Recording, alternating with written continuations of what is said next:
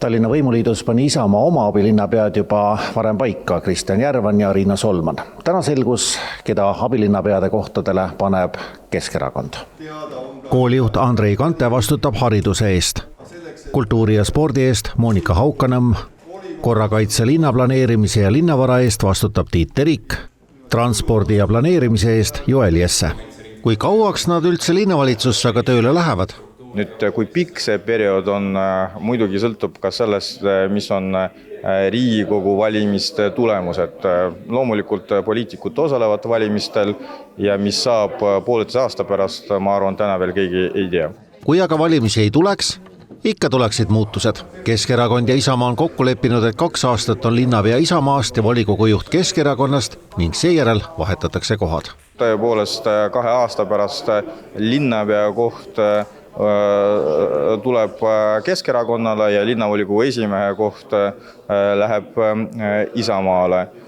Kõik ülejäänud rotatsioonid täna ei ole kokku lepitud. Seniks aga asuvad abilinnapead tööle. Eestikeelsele haridusele üleminekul peab tulevane hariduse abilinnapea, senine koolidirektor laveerima üldiselt eestikeelsete, üldiselt venekeelsete ja nende 2 erinevate segude vahel.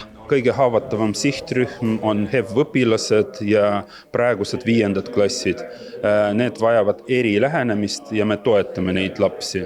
Teiseks on õppevara, mida me asume looma, seda õppevarade kogumikku, vara kogemikku ja veel loomulikult toetame meie haridusasutusi värbamistoega. Kultuuri- ja spordivaldkonna abilinnapea suurimaks väljakutseks saab 2 suurobjekti ehitus.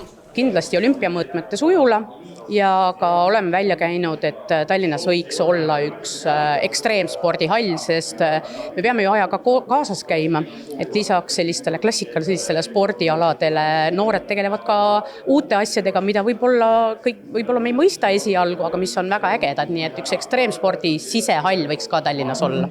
Tiit Terik on pikalt varem linnavalitsuses olnud ja linnaga tuttav. Rääkides linnaplaneerimise valdkonnas, siis loomulikult Tallinna uus üldplaneering, mille eelmine ja täna kehtiv versioon on juba sedavõrd vana, et elu on nii palju edasi läinud ja uue lähenemisega uus suur üldplaneering Tallinna linnale on päris kõva väljakutse. Transpordi eest hakkab vastutama Joel Jesse, kes peab vastama küsimustele, kuhu ja kas üldse trammiteed tulevad ning mis tahes otsus veastab kellegi välja. Trammiteede ehitamisel peame me alati ühte aspekti silmas pidama. Kui me midagi teeme, siis sellisel juhul, kuna see on nii kallis investeering, et siis ta peab sobima ka sellesse keskkonda. Et muu liiklusega ühte samasse liikumisruumi kokku pannes me tegelikult rööbastranspordil seda kiiruse eelist ju tegelikult ei anna. Ja me peame vaatama ka seda, et kuidas see mõjutab ülejäänud liikluskeskkonda. Isamaa teatas täna, et nende poolt hakkab Riina Solman juhtima sotsiaal- ja tervishoiu valdkonda. Küsimus ongi selles, et pigem oleme mitte niimoodi toetamas, vaid investeerimas inimestesse, inimeste toimetulekusse ja paremasse käekäiku. Suur rõõm on öelda, et sünnitoetused tõusevad. Kristjan Järvan hakkab tegelema kommunaalküsimuste ja ettevõtlusega.